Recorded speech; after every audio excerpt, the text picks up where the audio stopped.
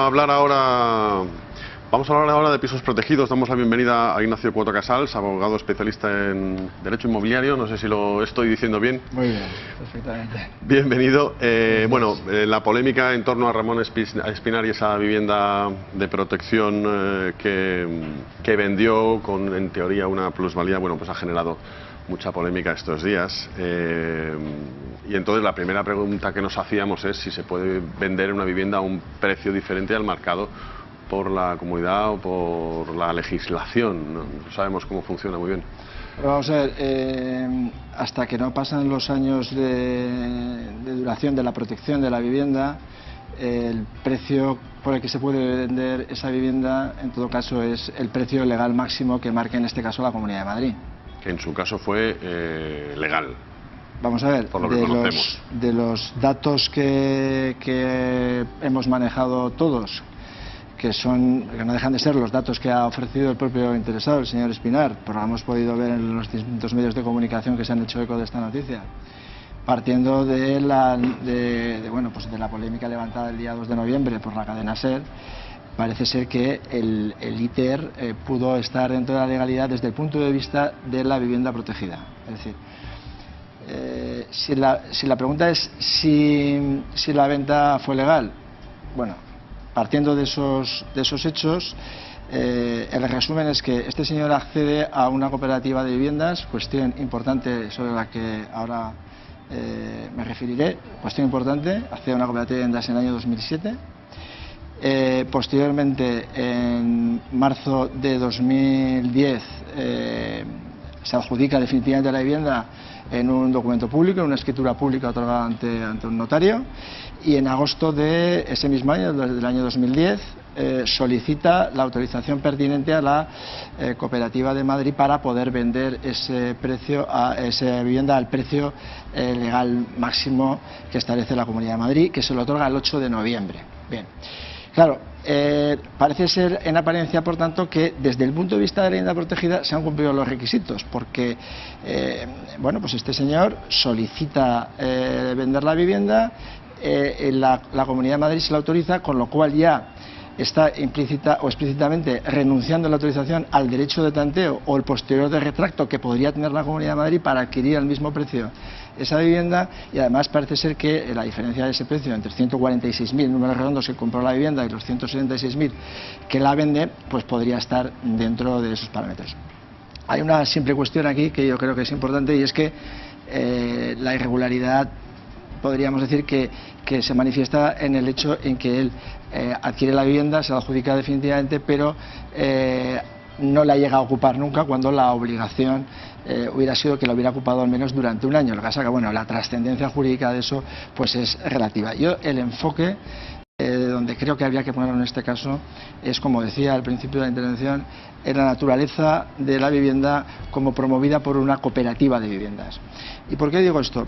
Pues lo digo porque el artículo 114 de la Ley de Cooperativas de Madrid actualmente vigente exige que cualquier socio que pretenda transmitir sus derechos u obligaciones sobre una vivienda que ha adquirido, en el plazo de 5 años desde que se obtiene la licencia de primera ocupación o un documento que le pueda sustituir, o en el caso de que no exista ninguno de estos dos, desde que se le entrega y entra en posesión de la vivienda, como digo, en 5 años desde este plazo, debe comunicarlo a la cooperativa de viviendas para que la cooperativa de viviendas pueda ejercer su derecho de tanteo y ofrecérselo a uno de los socios expectantes que pueda estar esperando para dentro de la cooperativa. Y eso no se hizo. Entonces esto es una duda que yo al menos tengo. Y luego, a ver, tiene su trascendencia en el sentido siguiente: el precio máximo legal de vivienda, de una vivienda protegida para su venta, lo marca la Comunidad de Madrid. El precio máximo para poder vender o para poder transmitir esos derechos de un socio de una cooperativa a otro socio expectante no deja de ser el incremento del IPC de la cantidad realmente desembolsada. En este caso son 52.000 euros. ¿vale? Entonces, claro, en el caso de que este señor efectivamente hubiera cumplido su obligación, hubiera ofrecido el derecho de tanteo a la cooperativa hubiera rehusado ese derecho de tanteo, no hubiera habido ningún socio expectante, no hay ningún problema, queda libre, lo puede vender a un tercero. Bueno, a esto se suma otro problema que nosotros hemos visto, y es que el aumento en algunos casos del precio, incluso en dinero negro. Jennifer ha estado haciendo un reportaje que vamos a ver ahora mismo. Este es, mira. Sí, hola. Veníamos, decimos, a ver si lo encontramos. Hola, Javi. ¿Qué tal? Estaba mirando, a ver. Acudimos a ver un ático de protección oficial de 60 metros cuadrados, una habitación y una terraza con grandes vistas, que si lo comprásemos nos convertiríamos en sus terceros propietarios. ¿Cuánto cuesta el piso? Yo como mucho te puedo bajar a 110. Te dije que podía negociar algo, 110. En la tasación, ¿ves? Claro. El precio compra y venta es tal, 92. Y este es el valor de la vivienda en escritura. Vale, una cosa. Tú vas a escriturar por esto. Vale, por los 92.979 Nosotros te Y daríamos. es que te da eso el banco. Y hasta 100... Porque te puede dar el 80%. Y hasta 110 os lo tendríamos que dar en dinero negro. Los propietarios nos aseguran que es una práctica habitual. Pero, ¿es legal este negocio inmobiliario? ¿Y vosotros lo podéis vender por encima de ese precio? ¿O os obligan? A ver, Es lo que hablamos nosotros. supuestamente es ilegal, no se puede hacer. Pero como conmigo lo han hecho igual y se suele hacer, a ver, eso tiene un valor, el hacer una habitación. A mí, porque me diga el IBIMA que vale 93.000, vale, me parece perfecto. Pero yo he invertido aquí un dinero. Ah, o sea que vosotros le subís Yo el pagué precio por al encima, yo pagué un dinero en B. Entonces yo ni quiero ganar ni quiero perder. Quiero pues, lo que di, que fueron 110. Eso supone que tendríamos que pagar casi 18.000 euros en dinero negro. 4.000 más de lo que pagaron sus actuales propietarios, según ellos. Mira, ¿ves? Yo pagué esto en dinero negro, 14.000 euros, más luego las escrituras. O sea, a ver, espera un segundo. Tú esto es lo que tú pagaste en negro. Vale. Claro, porque 14.020. Hacemos aparte un contrato que no existe para nadie, con lo que nosotros te vamos a pagar en negro. Sí. Claro, es como cuando tú haces un contrato de alquiler. ¿Y esto cómo te lo damos? ¿En metálico o metálico? Sí. Tiene que ser. Vale. Claro, metálico. Metálico. O sea, te podemos venir aquí, te damos un sobrecillo. Efectivamente. Como vosotros queráis, se firma el contrato y se firma. A pesar de que, como nos dicen, es un negocio ilegal, para tranquilizarnos y darnos confianza nos aseguran que no tendríamos ningún problema en el futuro. Una vez que ya tengáis lo que os van a dar y el valor de la vivienda, pues a partir de ahí tanto en B y lo demás. Vale. Y vosotros, una pregunta, esto, como si queréis me lo decís, si no, no. Cuando vosotros comprasteis esta vivienda, o sea, ¿vosotros habéis tenido algún tipo de problema por haberlo hecho así?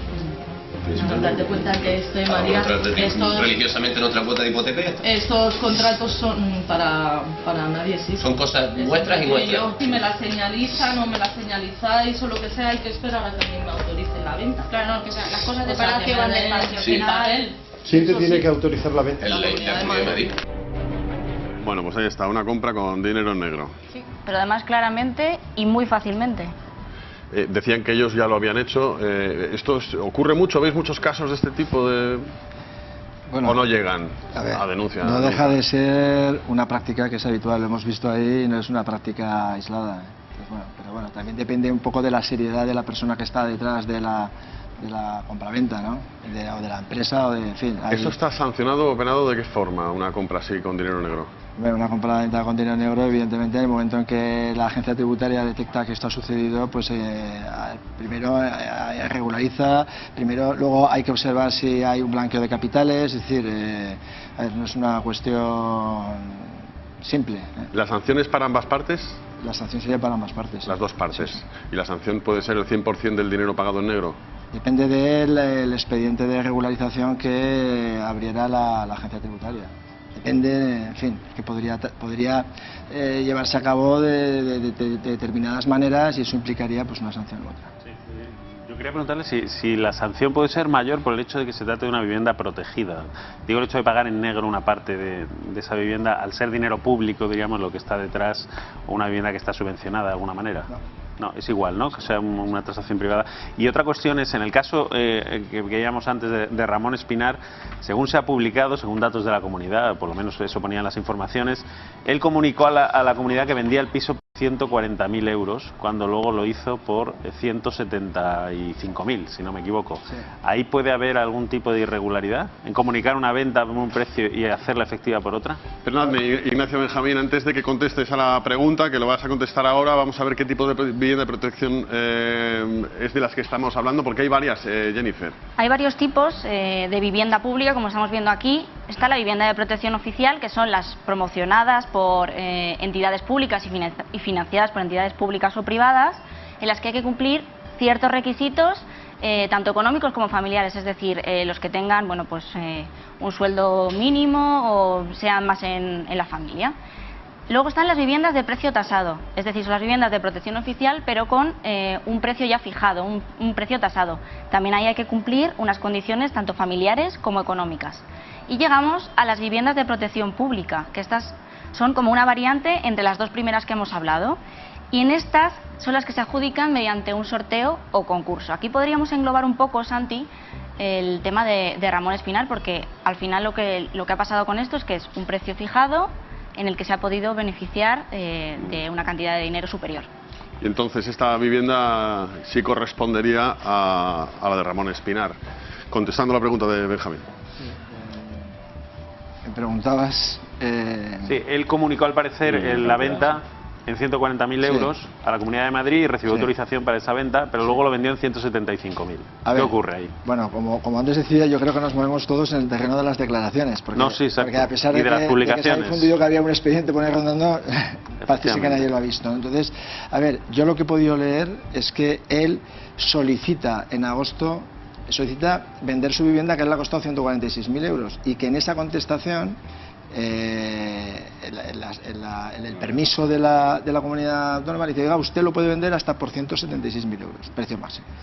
Es decir, no creo que él pidiera permiso para venderlo por 140.000, sino que él pidió permiso para venderla, y la Comunidad de Madrid le dio ese rango como precio máximo, que lo podía haber vendido por menos, él lo vendió por el precio máximo, ¿vale?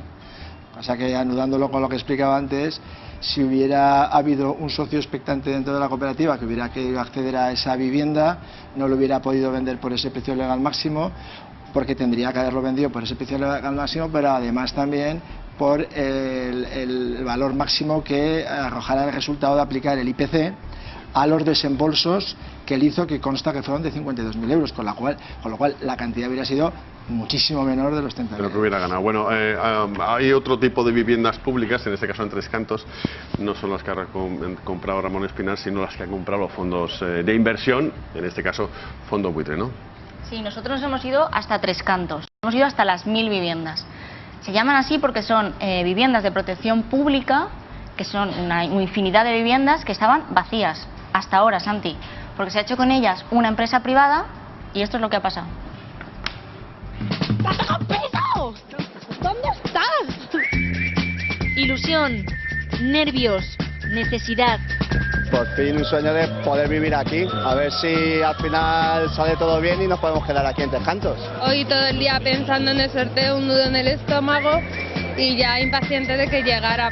Así estaban miles de personas pendientes del número de la suerte, con un objetivo: ser adjudicatario de una de las 600 viviendas de protección oficial en Tres Cantos.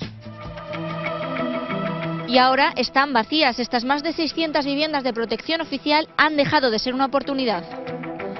Persianas bajadas, garajes vacíos. La ocupación de estas viviendas ronda el 40%. Aquellos de allí, aunque veas todas las persianas levantadas, si te fijas desde fuera, están todos vacíos. Aquí vale alquilar un piso 500 y pico euros. 500 y pico euros, y son pequeños. ¿Son viviendas que están todas ocupadas o hay muchas vacías? Pero vamos, bastante ocupadas para lo que me dicen que era antes. Han estado mucho tiempo vacíos, muchos, porque bastantes personas renunciaron a ellos. Entonces ahora se han empezado a comercializar aparte con alquiler con opción a compra y es cuando se están llenando. De 3 meses aquí prácticamente se ha llenado todo ya.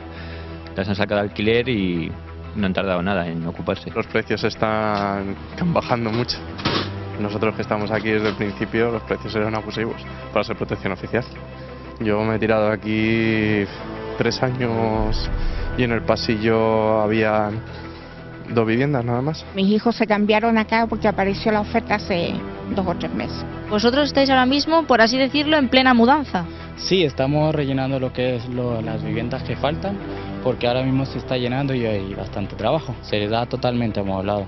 Quedan algunos sueltos, a lo mejor entre bloque y bloque, pero los demás todos prácticamente ya están casi a tope. Ignacio, estas eran viviendas de protección pública, es decir, que están destinadas a conseguir que gente que no puede acceder normalmente a la vivienda lo consiga. ¿Quién tiene que controlar que al pasar a un fondo de inversión de este tipo sigan teniendo su finalidad? Pues debería controlar la Comunidad de Madrid. Y de momento... porque esas viviendas, a ver, pueden pasar a un fondo de estos buitres, pero evidentemente tendrá que enajenarlos en las condiciones de una vivienda pública a los consumidores finales, porque si no se subvierte la intencionalidad que tenía la promoción. Entonces, a ver, lo que no se puede hacer es quitármelo de encima para que lo tenga un fondo buitre y que ese fondo buitre luego se permita el lujo de especular con ellas. Esto es lo que no debe ser.